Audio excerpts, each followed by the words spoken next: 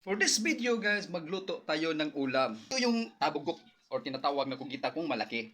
Maliit lang tabugok at saka kung maliit pa tamala. Ito guys, lulutuin natin ito na masarap. Dito tayo magsimula guys. Painitin natin yung mantika. Maglagay tayo ng mantika sa kaldirin. At pagkatapos maglunod tayo ng mantika dito. At din pagkatapos naman ito, yung mga lamas natin.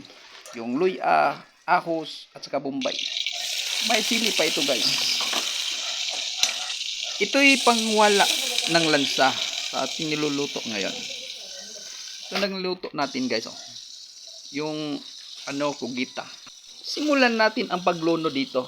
Dahil napakainit na ang kaldirin.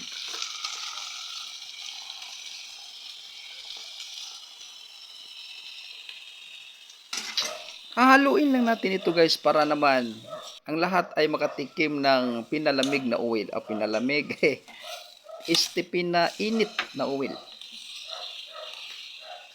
Yun bang mga pamintang ilagay natin ay mahahalo rin dito. Isa itong napakasarap na adobong niluto ko guys. Sana naman lang makatikim kayo pero malayo kayo sa akin. At ilang minuto pa guys ang nakalipas ay malapit na itong naluto. At parang matikman natin itong sabaw. O ano bang lasa nito? O nawawala ba ang kanyang lansa sa aking mga inalagay?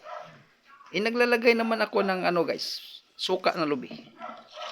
Para naman ang mga malalansa at hindi magaya sa atin na sikmura ay mawala.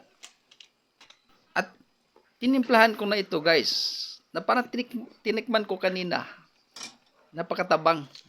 Ngayon guys, bigyan kita ng napaka maraming asin. Tingnan lang natin kung hindi pa ka magamos. At saka ito pa guys, muntik ko nang nalimutan. Yung pinakamasarap na panglasa sa mga Pilipino. Ito yung tinatawag na cube. At chili flakes. Ito yung maanghang. Kung matikman mo. Ito na guys, naluto na sa palagay ko. At matikman na natin. Simulan ng kainan guys. Ito natin, tikman natin Ano? Ay.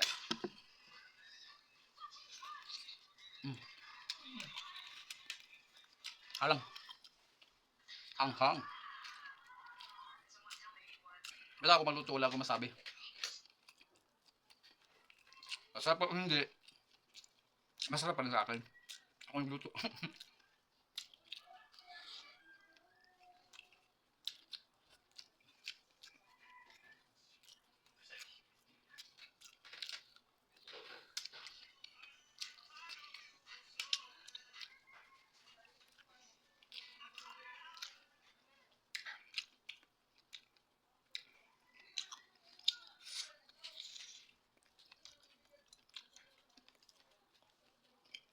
Adobo po siya.